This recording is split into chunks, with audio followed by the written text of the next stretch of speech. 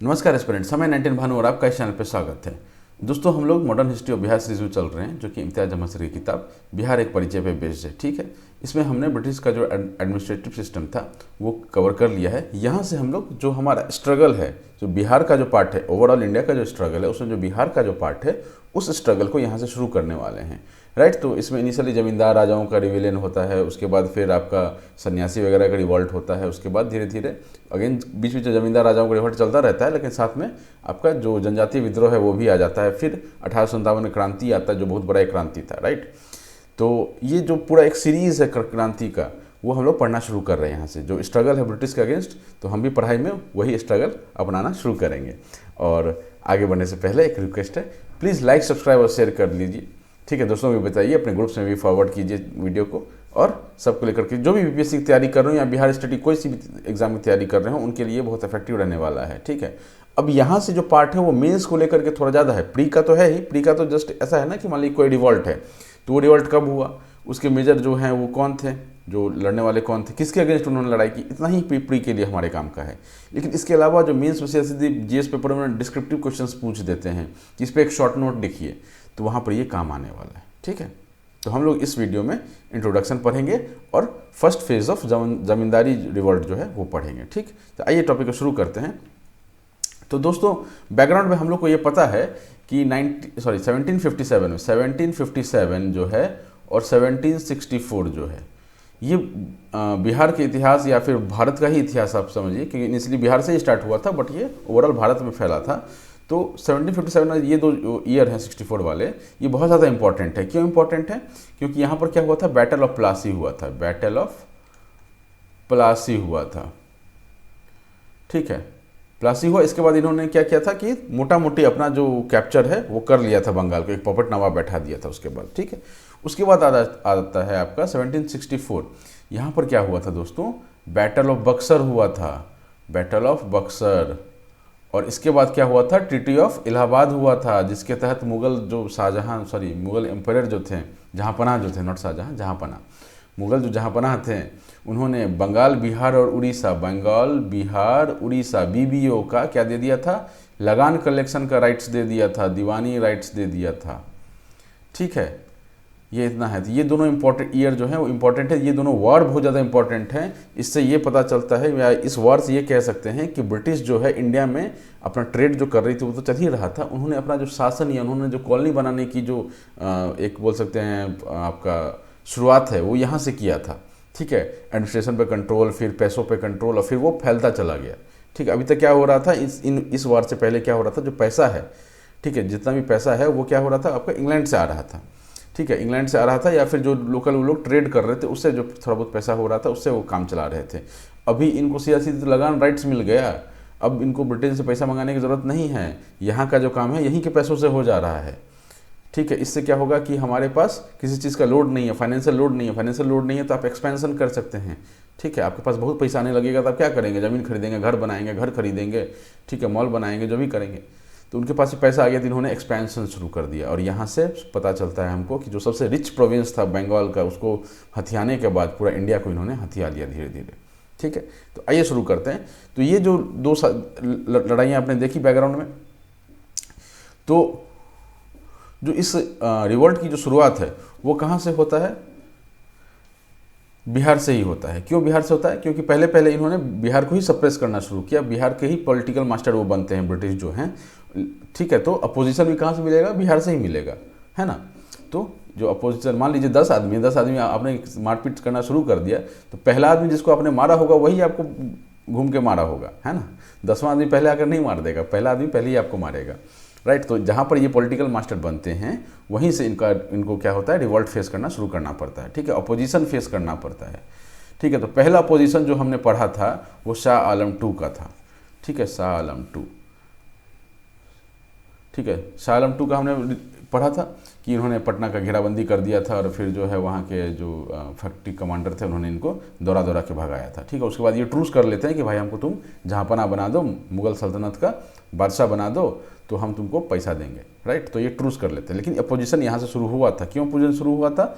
क्योंकि ब्रिटिश ने उस एरिया को कैप्चर कर लिया था। जब तक नवाब थे तब तक उनका जो था मान के चलते थे कि ये मेरे अंडर ही है, ठीक, ऑल अंडर होते नहीं थे बट मान के चलते थे मुगल वाले कि जो नवाब लोग हैं मेरे अंडर ही हैं। लेकिन जैसे ही ब्रिटिश आ गया तो इन्होंने क्या किया कि वापस से मुगल को वहाँ पर इस्टेब्लिश करने के लिए आगे कदम बढ़ाए। तो पहला अपोजिशन जो था वो शाह आलम II ने किया।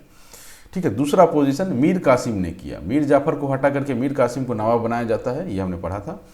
तो मीर कासिम क्या करता है कि वो बहुत ज़्यादा वो बहुत बढ़िया एडमिनिस्ट्रेटर होता है। तो वो सोचता है कि जो हमारा प्रोविंस है उसका जो हालत है वो सुधारा जाए। ठीक है, तो जब ये ऐसा वो सोचता है कि सुधारा जाए तो वो क्या करता है, स्टेप्स लेना शुरू करता है। लेकिन वो देखता है कि भाई मेरे कोर्ट में जो है बहुत ज़्यादा ब्रिटिश का इंटरफेरेंस है। ठीक है, ऑल्दो उसको पपेट नवाब ही बनाया गया था बट वो अपने आप को फ्री करना चाहता है और इसलिए वो अपना कैपिटल भी जो है मुर्शिदाबाद से मुंगेर लेकर के आ जाता है। बट अल्टीमेटली क्या होता है कि माई बाप में बाप तो ब्रिटिश ही था उस समय, राइट। तो उसको बोलता है मीर कासिम जी आप निकलिए यहाँ से, और वो जाकर के इलाहाबाद में बैठ जाता है। फिर इलाहाबाद में पहले से ही शाह आलम II बैठे होते हैं और इनके साथ मिल जाते हैं शुजा-उद-दौला। ठीक है, ये दोनों तीनों मिल करके क्या कर देते हैं, बैटल ऑफ बक्सर में फाइट करते हैं। ठीक है, जहाँ पे वे हार जाते हैं। तो ये हमने पढ़ा कि शाह आलम II जो है वो उन्होंने पहले अपोज किया, फिर मीर कासिम ने अपोज किया ब्रिटिश डोमिनेंस को, लेकिन दोनों ही फेल हो जाते हैं। ठीक है, शाह आलम II को तो भगा दिया जाता है, फिर उसने ट्रूस कर लिया। ठीक है, शांति वार्ता कर लिया ब्रिटिश के साथ। मीर कासिम को भगा दिया जाता है और वो कहाँ बैठ जाता है, जाके इलाहाबाद में बैठ जाता है। राइट, इलाहाबाद से वो क्या करता है कि 3 अलायंस फॉर्म करके वो कोशिश करता है लड़ने का, बट वो लखनऊ भाग जाता है, नॉट इलाहाबाद, लखनऊ भाग जाता है। ठीक, लखनऊ भाग जाता है, वहाँ से वो अलायंस फॉर्म करके लड़ने की कोशिश करता है बट अल्टीमेटली ही फेल्स।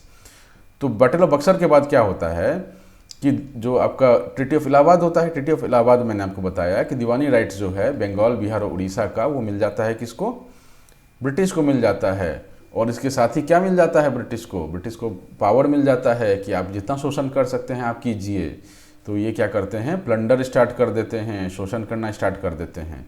कैसे शोषण करते हैं, पहला पॉइंट इसमें उन्होंने लगान रेट्स बढ़ा दिया। ठीक है, लगान रेट्स जो है वो इंक्रीज कर दिया।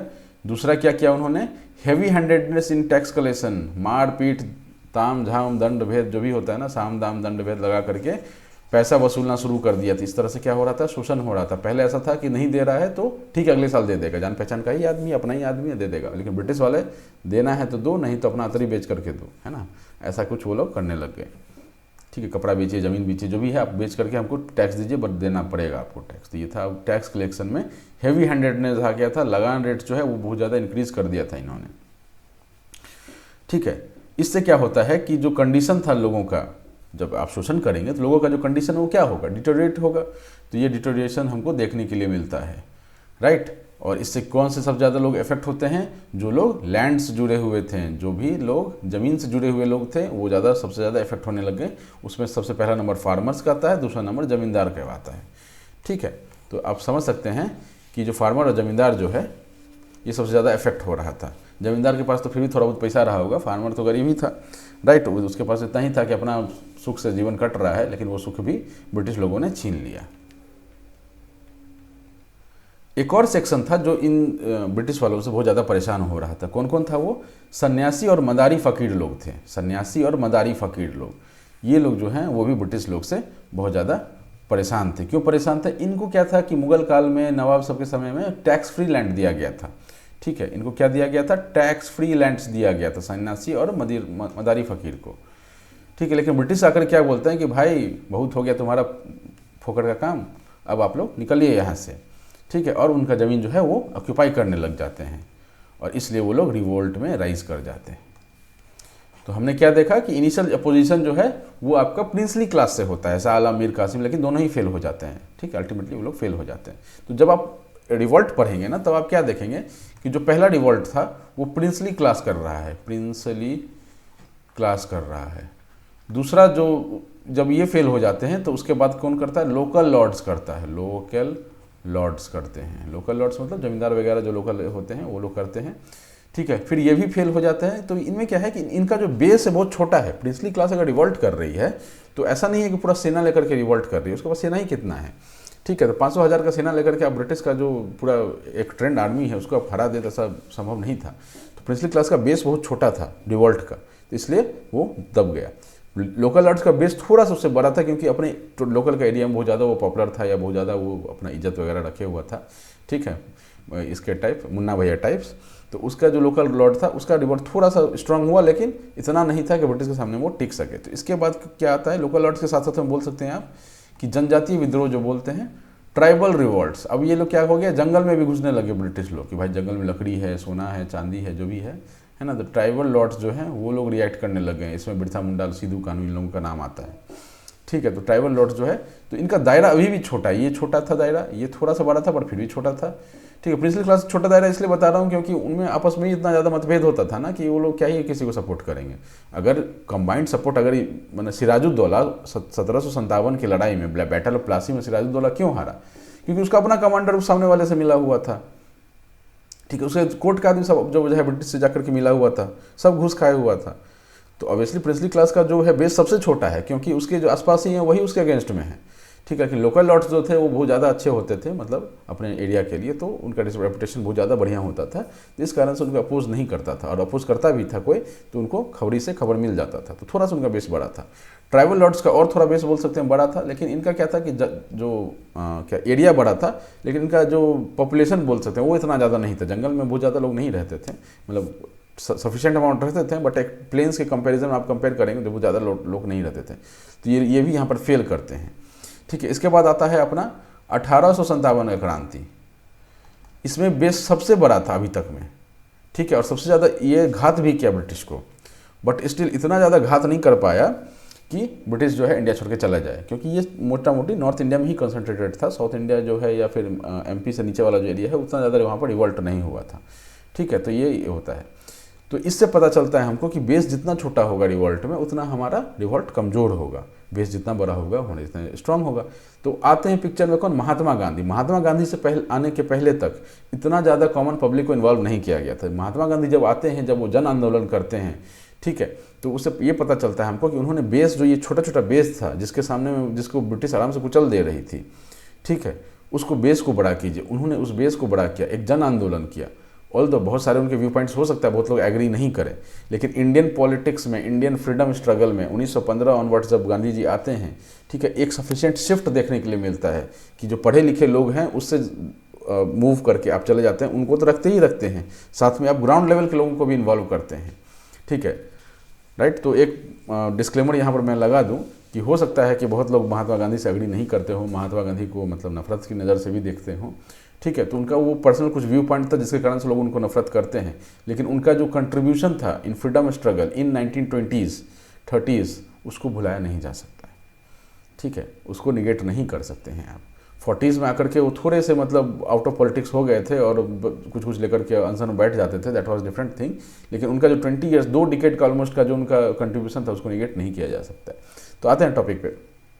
तो हमने देखा कि इन्होंने क्या किया, जो छोटे बेस था उसको जन आंदोलन में बदला और पूरा ब्रिटिश को यहाँ से खदेड़ के भगाया, राइट। और भी लोगों का बहुत ज़्यादा इसमें हाथ है, ऐसा नहीं है कि उनका अकेले का हाथ था, ठीक है। ऑब्वियसली जो एक मास लीडर होता है वो अकेले नहीं चल सकता है, सुभाष चंद्र बोस का भी बहुत बड़ा हाथ था, राइट, लेकिन वो आउट ऑफ इंडिया था और हमारे हिस्ट्री की किताब में उनको इतना ज़्यादा कवर नहीं किया गया है जितना महात्मा गांधी को कवर किया गया है, राइट। तो हम लोग किताब पढ़ रहे हैं तो हम लोग उस पर फोकस रख के चलेंगे, ठीक है, भावनाओं में नहीं बहेंगे। तो आता है, हमने यहाँ तक देख लिया कि सन्यासी और मदारी फ़कीर जो है वो क्या कर रहे हैं, रिवॉल्ट कर रहे हैं। कहानी है दोस्त, कहानी सुनते चलिए, उसमें फैक्ट्स डालते चलिए, याद करते चलिए। और ये जो प्रॉपर लेक्चर है, ये जो मैं आपको पॉइंट्स बता रहा हूँ, सीधा सीधी फॉरवर्ड पॉइंट्स आपके मेंस एंड आंसर राइटिंग के लिए, ठीक है।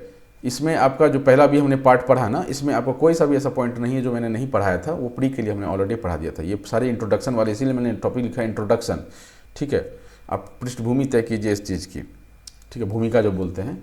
तो इसमें आप इंट्रोडक्शन में आप इसको इस तरह से पॉइंट्स लिख सकते थे, है ना। इसके बाद आ जाता है first phase of revolt by zamindar. तो जमींदार इनिशियली क्या करेंगे, जो प्रिंसली क्लास में रिवॉल्ट कर लिया, अब जमींदार आएंगे रिवॉल्ट करने के लिए। क्यों? क्योंकि वो उनका साथ भी दिक्कत हो रहा था।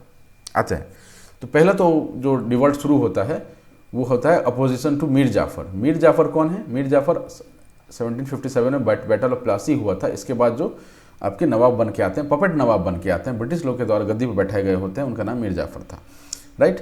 इनको लोग पसंद नहीं करते थे, लोकल लोग जो थे, जो कोर्ट में लोग थे, इनको पसंद नहीं करते थे। मैंने आपको बताया कि सब एक दूसरे के अगेंस्ट में था, तो ये भी इनके भी अगेंस्ट में बहुत लोग थे, राइट। इनका जो अपॉइंटमेंट होता है, appointment as a Nawab of the Bengal, वो ऑफेंड कर देता है जमींदार क्लास को और ऑफिसर्स को, ठीक। इसको ऑफेंड कर देता है, ऑफेंड करना मतलब उनको पसंद नहीं आता ये चीज़, ठीक है, कि भाई उसको नवाब बना दिया, किसी काम का नहीं है, भाई किसी काम का नहीं तभी तो नवाब बनाया है उसको, है ना। तो ये जमींदार और ऑफिसर क्लास को इफेक्ट मतलब क्या करता है, ऑफेंड कर देता है। ठीक, इसको अपोज करने वाले कौन आते हैं, जो जमींदार हैं वो लोग कौन कौन हैं, उनका नाम यहाँ पर लिखा हुआ है। नाम जितना याद रहे उतना आप मेंस एनसीईआरटी में लिख सकते हैं। राजा राम नारायण, ठीक है, जगह ना भी याद हो, सीधा सीधी ये याद हो, जगह के साथ याद हो तो बेस्ट है। राजा राम नारायण बिहार के, कामगार खान नरहट के, ठीक है, राजा सुंदर सिंह टिकारी के, पहलवान सिंह भोजपुर के, विष्णु सिंह सिरिस कटुम्बा के, ठीक है। तो ये सब जगह के ये लोग जमींदार लोग थे। इन्होंने क्या किया, इसको अपोज किया। किसको अपोज किया, उनके अपॉइंटमेंट को। किसके अपॉइंटमेंट को, मीर जाफर के अपॉइंटमेंट को। जीन लॉ नाम के एक फ्रेंच कमांडर थे, उन्होंने भी इस मुहिम को सपोर्ट किया, ठीक है, क्योंकि फ्रेंच ऑलरेडी ऑलमोस्ट जा चुका था, ठीक है। आई गेस 7 ईयर वॉर्स होता है ना उसमें, उसके बाद फ्रेंच जो है वो चला जाता है। 1756 टू 1763 ऐसा कुछ था, 7 ईयर वॉर्स, ठीक है। उसके बाद फ्रेंच चले गए थे, लेकिन कमांडर वगैरह तो बचे ही हुए थे, शासन चला गया, लेकिन आदमी तो रह ही जाता है ना। आज भी इंडिया में ब्रिटिश लोग के जो डिसेंडेंट्स हैं, या पोर्टुगीज डिसेंडेंट है या फ्रेंच डिसेंडेंट है, आज भी मौजूद है, ठीक है।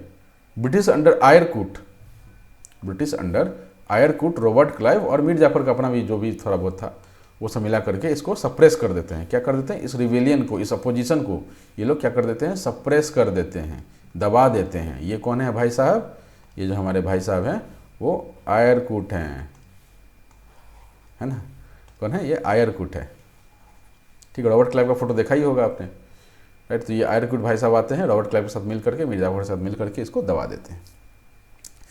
मीर जाफर का, इससे क्या होता है, जब आपका रेवेलियन सप्रेस हो जाता है तो मीर जाफर का जो पोजीशन है वो क्या हो जाता है, स्ट्रेंथेंड हो जाता है, ठीक है। और वो खुश हो जाते हैं, और उनसे बोला तो गया है कि उन्होंने दिया, लेकिन उनसे लिया गया, क्या लिया गया, इंग्लिश ईस्ट इंडिया कंपनी का right to trade in saltpetre. This is important, ठीक है। इसको तो मैंने थोड़ा ये नहीं किया है, अभी कर देते हैं। साल्ट पीटर में ट्रेड करने का उन्होंने राइट्स ले लिया। किसने राइट ले लिया, ब्रिटिश ईस्ट इंडिया कंपनी ने राइट्स ले लिया, ठीक है। और किसने दिया, मीर जाफर ने दिया। ऐसा नहीं लिखेंगे कि छीन करके ले लिया गया उससे, मीर जाफर ने दिया, साइन करके दिया होगा, है ना। तो साइन करके दिया मीर जाफर ने, और उसका पोजीशन स्ट्रांग हुआ तो उसने खुश होकर के उसको दे दिया, ऐसा आप लिख सकते हैं एग्जाम में, ठीक है। छीन करके लिया ऐसा मत लिखिएगा, क्योंकि ऐसा नहीं लिखा हुआ है। तो ये हमारा हो गया पहला फेज में, first phase of revolt by zamindars में जो मीर जाफर का अपॉइंटमेंट है उसको जब पोजीशन मिला, ठीक है, वो और उस रिवोल्ट को किसने सप्रेस किया, आयरकूट, रॉबर्ट क्लाइव और मीर जाफर, तीनों ने मिलकर सप्रेस कर दिया रिवोल्ट को। कौन जमींदार लोग थे जिन्होंने अपोज किया, तो उनका नाम हमने देख लिया, ठीक है। और इससे खुश होकर के मीर जाफर ने ब्रिटिश ईस्ट इंडिया कंपनी को क्या दिया, वो हमको यहाँ पर लिखा हुआ मिल जाता है। साल्ट पीटर में ट्रेड करने का उनको राइट्स दे दिया। नेक्स्ट रिवेलियन जो पढ़ेंगे हम लोग, फतेह शाही सर का रिवेलियन पढ़ेंगे। फतेह शाही, फतेह बहादुर शाही, ठीक है। इनका नाम एक्चुअली फतेह सिंह था, बट बहादुर शाह, बहादुर या बहादुर शाह ऐसा जो है टाइटल मिलता था वहाँ पे, है ना। तो इन्होंने क्या किया कि रिवेलियन किया। कौन थे ये, पहले तो ये पता चलता है, फोटो देख सकते हैं, पहले तो फोटो देख लीजिए, ठीक है। पुराना सा है, आई गेस ये खींचा हुआ नहीं है, बनाया हुआ ही है फोटो, है ना। ऊपर वाला भी फोटो बनाया हुआ ही है। तो फतेह शाही कौन थे, राजा ऑफ हथुआ राज थे, ठीक है। He was the head of Hathua Raj, ठीक है। कहाँ पर है ये, गोपालगंज डिस्ट्रिक्ट में है। गोपालगंज डिस्ट्रिक्ट में, जो भी गोपालगंज डिस्ट्रिक्ट से हो, अगर जानते हो हथुआ राज तो आप बता सकते हैं यहाँ पर। ऐसे ही करके एक बेतिया राज भी था, ठीक है। बेतिया जो है आपका चंपारण में पड़ता है, तो चंपारण में बेतिया राज आता है, पूर्वी चंपारण में पड़ता है गेस। तो बेतिया राज जो है वहाँ भी बेतिया राज था, और यहाँ पर हथुआ राज था। इसके राजा कौन थे, फतेह शाही थे। रीजनल एरिया था, बहुत बड़ा एरिया नहीं था, छोटा ही एरिया था, बट ये गोपालगंज डिस्ट्रिक्ट के भीतर भीतर ही था, मान लेते हैं, ठीक है, लिखा हुआ मतलब। तो हथुआ राज के क्या थे, राजा थे। कौन थे, फतेह शाही जी। ही रिफ्यूज टू एक्सेप्ट, क्या किया है इन्होंने, 1765 में जो नया लगान सिस्टम आया, ट्रीटी ऑफ इलाहाबाद 1765 में जो हुआ था, बैटल ऑफ बक्सर के बाद, उसमें जो नया लगान सिस्टम आया था उसको इन्होंने अपोज किया, ठीक है। उन्होंने रिफ्यूज़ कर दिया उसको पे करने से, और उन्होंने स्टॉप्ड सेंडिंग इट, मैंने रिफ्यूज टू एक्सेप्ट, और उन्होंने पैसा भेजना बंद कर दिया। अब यार पैसा भेजना बंद किया था, अब एक महीना में 2 तलवार तो रहेगा नहीं। ब्रिटिश ने बोला कि यार तुम हमारे अंडर हो, तुम हमको पैसा नहीं भेज रहे हो, ये क्या बात हो गया। तो तब उन्होंने क्या किया कि ब्रिटिश ने अपना साम दाम दंड भेंट लगाना शुरू किया। तो इन्होंने क्या किया कि रिवोल्ट, ऑब्वियसली अगर आपने उसको पैसे नहीं दिए, वो आपका मतलब क्या बोलते हैं उसको, वो ऑलरेडी बंगाल को जीत चुका है, उसने दीवानी राइट्स ले लिया है, और आप उसको पैसे देने से मना कर रहे हैं क्योंकि आपको उसका पसंद नहीं है, ठीक है। तो आप क्या करेंगे, आप रिवोल्ट करेंगे। वो क्या करेगा, वो आपको रिवोल्ट सप्रेस करने आएगा, आपको दिखाने आएगा कि भाई तुम नीचे हो मेरे से, तुमको हमको पैसा देना है, राइट। तो इसमें क्या होता है कि इन्होंने ये सप्रेस करने आते हैं और हुसैपुर से क्या करते हैं, फतेह शाही जी रिवॉल्ट शुरू करते हैं। ठीक है, इन्होंने एक आर्मी ऑर्गेनाइज की और ऑब्स्ट्रक्ट किया रेवेन्यू कलेक्शन एफर्ट्स को। अब रेवेन्यू कलेक्शन के लिए कलेक्टर्स जो थे वो आए थे, उन्होंने रेवेन्यू कलेक्शन शुरू किया, लेकिन इनका जो आर्मी था उसने क्या ऑब्स्ट्रक्ट किया, उसको रोकना चाहा। ठीक है, रेवेन्यू कलेक्शन को कहाँ पर, सारण, गोपालगंज, गोरखपुर। ठीक है, वो जो बिहार और यूपी का जो बॉर्डर एरिया है ना, उस एरिया में इन्होंने क्या किया, उनका वहाँ पर वर्चस्व था, तो उस एरिया में क्या करते हैं कि जो रेवेन्यू कलेक्शन था वो देना तो बंद कर ही दिया था, और जो लेने आ रहे थे कलेक्टर वगैरह उसको भी बोल रहे थे चल भैया निकलो तुम यहाँ से, ये हमारा एरिया है, हम यहाँ के गद्दी के राजा हैं, है ना, मुन्ना भैया टाइप। चलिए, English had to face trouble, English मतलब लैंग्वेज नहीं है, इंग्लिश मतलब ब्रिटिशर को बोल रहे हैं, उनको ट्रबल फेस करना पड़ा। ठीक है, बहुत ज़्यादा ट्रबल मिल रहा था, तो ब्रिटिश क्या था कि ये 1765 का समय है, देख रहे हैं ना आप, 1765 के लगभग का समय है। ये जीत तो गए थे लड़ाई, लेकिन एक होता है लड़ाई जीतना, लड़ाई में क्या होता है कि आपको 100 आर्मी इधर है, 200 आर्मी, 150 आदमी इधर है, वो आपस में लड़ते हैं, ये एक चीज़ है, ये एक अलग पहलू है। दूसरा पहलू है कि 100 आर्मी इधर खड़ा है और पूरा पॉपुलेशन जनता है। ठीक है, तो इसको हराना जो है, उसमें जिसका ज़्यादा दम होगा वो जीत जाएगा, लेकिन ये जनता है, ये आपको परेशान करके रख देगी। ठीक है, एक नेता जो बनता है वो परेशान होकर के ही नेता बनता है, क्योंकि ऑलरेडी उसको जनता बहुत ज़्यादा परेशान करती है। तो ये भी जो है 1765 में जो लोकल लोग था, उसका सपोर्ट हथुआ राज के राजा फतेह सिंह शाही जी को था। ठीक है, लेकिन यहाँ पर जो आपका ये ब्रिटिश है वो अपना वर्चस्व जमाना चाहते थे, तो ब्रिटिश का यही था कि अगर ना लड़ सको तो उससे संधि कर लो, तो उन्होंने उससे संधि कर लिया। ठीक है, फतेह शाही से ब्रिटिश जो है वो परेशान होकर के क्या कर लेते हैं, संधि कर लेते हैं, ट्रूस कर लेते हैं with him, but disagreement existed. Although वो ट्रूस तो कर लिया, लेकिन उसको ब्रिटिश के मन में कहीं ना कहीं था, रुको कुछ दिन बीतने दो, हमारा पावर बढ़ने दो, फिर तुमको हम बताते हैं, राइट। और ये रिवॉल्ट 2 डिकेड तक चला, ऑलमोस्ट फॉर 20 ईयर्स ये रिवॉल्ट चलता है। ठीक है, 1765 से लेकर के 1785 लगभग तक 90 तक ये रिवॉल्ट चलता है, 20-25 साल ये रिवॉल्ट करते हैं फतेह शाही जी।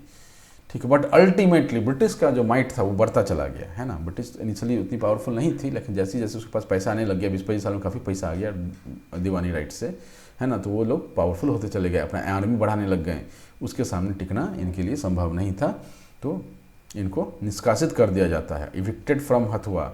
और ये जो गद्दी है किसको दे देते हैं, ये छत्रधारी सिंह जी को दे देते हैं, जो कि किसके ग्रैंडसन थे, ग्रैंडसन, ठीक है, उनके भाई के पोता था वो, उनका भाई का एक पोता था छत्रधारी सिंह नाम के, उनको इन्होंने, जो ब्रिटिश है, उन्होंने हथुआ राज दे दिया और इनको यहाँ से देश निकाला कर दिया।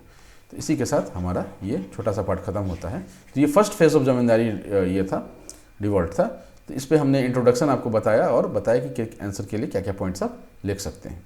ठीक है, नेक्स्ट में हम लोग सन्यासी वगैरह का देखेंगे, रिवॉल्ट, मदारी फ़कीर और सन्यासी का जो भी बात किया था हमने, उस पर रिवॉल्ट देखेंगे।